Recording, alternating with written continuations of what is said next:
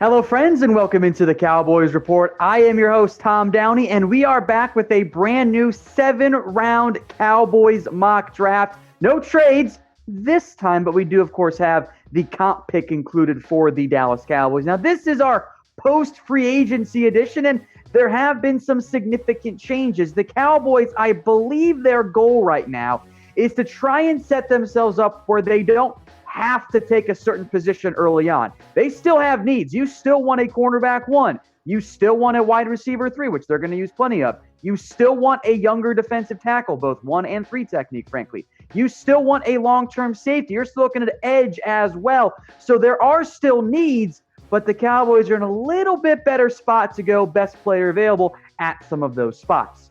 So with that in mind, let's dive in. Round 1, pick number 17. I teased it on Twitter. The wide receiver at 17 crowd, the 40 burger crowd, they are all on board this pick, Jerry Jeudy. Frankly, he was the best player left on the board. Now, I know that Jeudy might not fill the biggest need for the Cowboys, but beyond Amari Cooper, beyond Michael Gallup, they don't have a whole lot at wide receiver. Frankly, it's kind of gross behind those guys. You can make a very strong argument that Jerry Jeudy is actually the best receiver in this year's draft class. He would be a dynamic fit for the Cowboys, a perfect fit. He is an elite route runner. He gets open. He's not the biggest guy, but the comp is an Odell Beckham type receiver. He was mostly a slot receiver at Alabama, but he could play both. Much like Cooper, much like Gallup, I think you would mainly have Jerry Jeudy as your slot receiver, but that does not really limit him in terms of what he's able to do. He's a great player. He's really able to make players miss. He gets open. He very much fits the Dak-friendly mold. Now, he does have some alligator arms on some plays, got a little bit of a light frame, but at 17, I'm all aboard that pick for the Dallas Cowboys. Now, here's who else was on the board for Dallas and why I took Jerry Jeudy. Jeff Gladney, Christian Fulton, Xavier McKinney, Justin Jefferson, Andrew Thomas. C.J. Henderson was not there. K'Lavon Chaisson was not there. The other receivers were not there. The DTs, Derek Brown, Javon Kinlaw, they were not there. I guess you can throw in Cesar Ruiz if you want. But for me, with the way this board fell, Jerry Jeudy is the correct call. I take him over Jeff Gladney, over Christian Fulton, and I'll score all of the points on offense. Now, if you don't want a receiver at 17, I certainly understand that. I get where you're coming from. But the way the board fell, I thought he's a better pick than going with one of the defensive guys instead.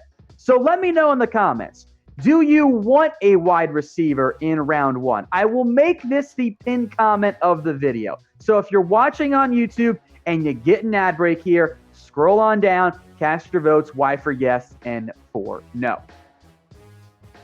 Round 2 now, ANTOINE WINFIELD was on the board. Doesn't always happen in these mock draft simulations that we do, but I ran to the podium with some information on one player that we'll get to in a little bit. But I'm picking WINFIELD here at number 51. They do need long-term safety help. Let's not forget that. We'll dive into the contract details here in a little bit of Clinton Dix and of Xavier Woods. But WINFIELD can play some nickel corner if you need him to. He'll be able to get on the field in year 1. He'll be able to do that for you. And he's a playmaker. I need those types of players. Now, WINFIELD is not necessarily an elite tackler. And if you want to knock him, it's probably for his size, and that is tackling is maybe just a little bit below average in terms of missed tackles, but when he does make contact, he's good. I don't think he's going to have a massive amount of missed tackles. I don't think you're going to see a big jump from what he was in college to what he was in the NFL in terms of that missed tackle rate. He's a good athlete, and he's a playmaker in the secondary. I need those guys.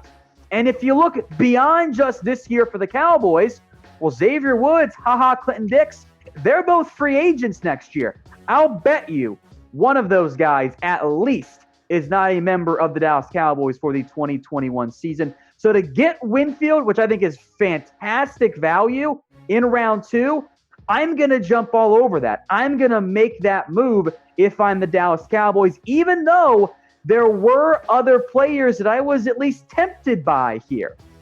There is a top corner on the board, Jalen Johnson. I thought about that one. Kyle Duggar there is 2.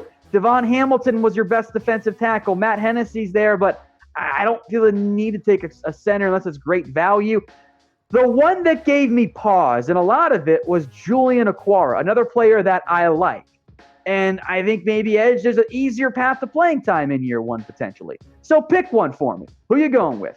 W for Winfield or O for Okwara? Both of them fit maybe not screaming year one needs, but in year two, they're definitely going to be starters for you. At least potentially could be starters, depending on what happens with a Xavier Woods, a Clint Dix, a Randy Gregory, or a Tyrone Crawford. So cast your votes for me. W for Winfield or O for Okwara. Got a deal for you guys as well. Head over to chatsports.com/Cowboys jersey. That is chatsports.com/Cowboys jersey. They are 20% off Amari Cooper, Ezekiel Elliott, Dak Prescott, all kinds of the Cowboys' top players, and Leighton Vander Esch too.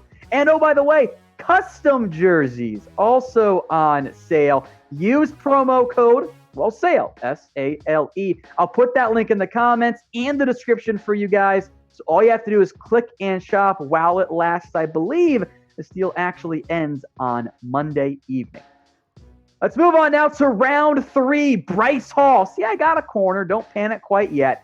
He is coming off an injury-shortened 2019. Now, I tend to like my mock drafts better if I get a C.J. Henderson in round 1, and you can see why. Now I'm down to round 3, and I got lucky that Bryce Hall, frankly, was on the board for me. Had he come out last year, I think he would have been CB number 1. He had great production that year. 2 interceptions, 21 pass breakups. Hasn't quite been the same guy. Again, the injury certainly a big factor, cut his season short, and teams did not throw at him as much. But you can see the percentage of completion allowed, wasn't that bad. 47 versus 50. Yeah, the pass breakups went down. The interceptions went down. Wasn't quite as impactful in that area. But Hall's a good corner. Now, the issues you're going to run into is that he's not a burner. The injury's going to push him down draft boards. I've got some speed concerns, but if you play him in zone, like I think the Cowboys will do a little bit more of this year and next year and beyond, maybe more quarters, I think that makes sense. And Hall has the size you want. He's a former receiver, by the way, so you're checking off some boxes there. And maybe he becomes a number 1 down the road. Maybe he doesn't, but Chidobe Awuzie, Jordan Lewis, I'm pretty sure Maurice Canada and C.J. Goodwin as well, they've all got 1 year left on their deals. So corner, both a short term now because you want a number 1. I don't think Bryce Hall is going to be that year 1. But also long term, I don't know if both those guys are back on the Cowboys in 2021. Some other players that I was tempted by on the board, I thought about Troy Pride. If you want a better athlete, that's the route you go there. Jordan Elliott is there. He fits the fatties only mold. Couple linebackers. I don't want to go linebacker early, but at number 82 overall, I think Jordan Brooks and Akeem Davis-Gaither is actually pretty good value. So I wouldn't love it, but I wouldn't hate it that much either. But what's the biggest need in the secondary for the Cowboys? And you can, I think, argue both of these, cornerback or safety. I lean towards corner because I can survive if not have a good year with Xavier Woods and Clinton Dix at safety. But I don't have a number 1 corner. The issue is you're typically not going to find number 1 corners outside of round 1. All right, let's move on now to round 4. Leki Fotu is the pick here. A big body on the interior. He fits fatties only for sure. And more on that coming up, by the way. I think you guys will like what we've done for you. There are concerns about his ability to pressure the passer. Make no mistake about that. But I think he's going to be a good run stopper. And I think some of the traits and the upside and just the pure athletic ability is there for Fotu to be a pass rusher who can stay on the field on third downs. Now, if he doesn't, taking him in round 4 still makes sense. If you buy the pass rushing upside a little bit more, you're probably talking about a top 75 pick potentially. He does move very well for his size, after all. And for the Cowboys, obviously you're in good shape this year. Gerald McCoy, Dontari Poe, Antoine, I think, will be back, but he's going to be an RFA down the road. Fotu would be your Dontari Poe replacement. Doesn't have to play a ton in year 1, but gives you depth, gives you a rotational piece. You need that if you're the Cowboys long term. So for that value in round 4, I like it quite a bit. Some other players who were on the board, I kind of thought about Brandon Jones, but I already got a safety, so I think I'm okay there. Alton Robinson, I'm kind of interested as an edge. Hakeem Adeniji at Kansas, I think that makes sense if you want to go with a tackle guard swing. KJ Hill, if I hadn't taken receiver, I'd be all over him in round 4. And then Khalil Davis, a very different type of defensive tackle. He's a little bit more of that pass rushing type. Now, if you guys are stuck at home, you're working from home, you can't get out, I understand. We're working from home too. Studio D, Studio Downey. We're posting daily videos for you guys, so subscribe if you want free entertainment. Now, for those of you who are already subscribed, you know by now that I have pushed Fatties Only 2020. Well, now you can join the movement with a t-shirt. That's right, through Teespring. And you can just go there, chatsports.com/fatties only. Got them in blue and also navy. Get a Fatties Only 2020 t-shirt. I tweeted this out. I know a couple of you have already bought them. Thank you all very much. It's chatsports.com/fatties only. Scroll down. It's in the comments. It's in the description. You'll probably see a little ad for it as well in between the video and the comments. All right, back to the actual mock draft here. I'll go with the name we haven't mentioned, I don't think at all on the show. Anthony Jennings, an edge rusher out of Alabama. Now, the first big red flag you've got, injury history. He has been banged up quite a bit throughout his career, especially back in 2018. But in round 5, there's value here. I'm not convinced Jennings is going to be a full-fledged starter in the NFL, but I do still need rotational pieces at edge. And Jennings, coming out of more of a stand-up edge rusher role, does allow you a little bit more flexibility if you do potentially down the road want to move to a 3-4. As of right now, the Cowboys are going to stick in a 4-3 base defense. But he's going to be able to help you in year 1 because he has a little bit higher floor. He's an older player. He's never going to be, I don't believe, a 10-sack guy. But is he better than Jalen Jelks? Yeah, I kind of think so. So if you can't address edge until this point, and if you're keeping Tyrell Crawford and Randy Gregory, Dorrance Armstrong, you can let Anthony Jennings compete with Joe Jackson and Jalen Jelks. Maybe one of them makes it. Maybe one of them gets cut. That's okay. That's what you're looking to do here. Add competition at that edge rusher spot. Some other players I thought about here, Josiah DeGar, I like him as almost a fullback tight end hybrid. Khalil Davis, again, that disruptive defensive lineman. Lamar Jackson, the other, not the Ravens one, of course, but he's a lanky cornerback, kind of slow. Harrison Bryant was there. And also Tanner Muse, by the way, was on the board in round 5. We'll get to the other round 5 pick, and it is Tanner Muse. Now, he was a safety at Clemson. That's actually not the role that I am going to have him play in the NFL. I want to play him at linebacker. He's 6'2", 227. He's just big enough to fit that linebacker mold. Now, he tested well at the combine in the drills that he did. He didn't run the agility just because he's a straight line athlete, but he did run a 4.4 140. That's pretty darn good. I think Muse's biggest impact is going to come on special teams. He is a good tackler. He's athletic. He can run down the field. That is going to be how he makes an NFL roster in year 1. Now, he's a strong safety at Clemson. There is some ball skill production there. A couple of those were lucky, but you know what? That's how turnovers tend to work out. Play him at linebacker. He was best in the box, but he got beat in coverage, and that did happen a little bit too much.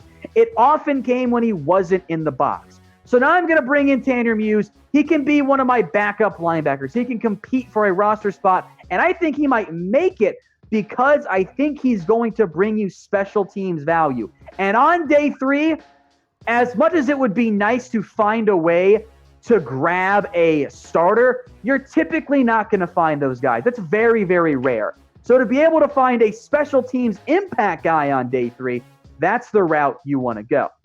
Now, Harrison Bryant was on the board there. We mentioned him earlier.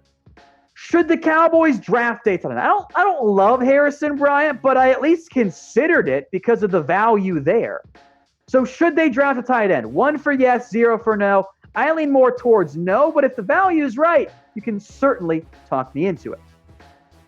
Moving on now to the final pick of this mock draft. That is Joe Reed, a receiver out of Virginia. You might be going, Tom, why are you taking 2 receivers here?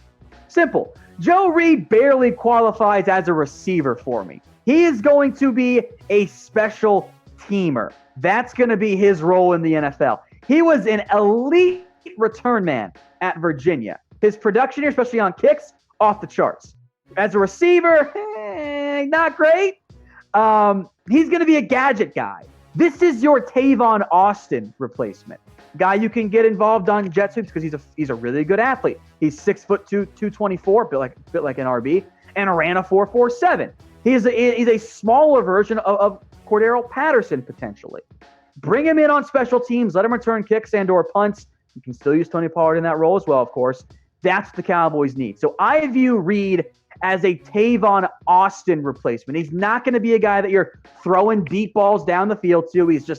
Frankly, he's a pretty mediocre receiver overall, despite having good hands. But he was involved in the short passing game and on returns. That's how you use him in the NFL. So we'll recap my picks. But first, everyone, do me a favor. Grade this mock draft for me. Is it an A, B, C, D, or F? Let me know what you guys think in the comments section. I think this is a pretty good mock, given it was a wide receiver in round 1. I, of course, tend to like my mock drafts as they turn out. So here are the picks one more time in case you guys missed them. Jerry Jeudy, best player on the board in round 1. We went wide receiver at number 17. ANTOINE WINFIELD, he goes in round 2 to help that safety. And BRYCE Hall goes in round 3. Lucky FOTU comes in as a big body, fatty only on the defensive line. Anthony Jennings in round 5, along with Tanner Muse. Muse is going to be a special teamer, just like my final pick, Joe Reed, who's mostly going to be a return man gadget guy for me out of Virginia. Hey, Cowboys fans, thanks for watching the Cowboys Report. If you haven't already, click right here to subscribe to our channel for all the best Cowboys coverage on the internet. That's news, rumors, highlights, mailbags, film studies, and a whole lot more. And I'm making your lives a little bit easier as well with the next Cowboys Report video right here.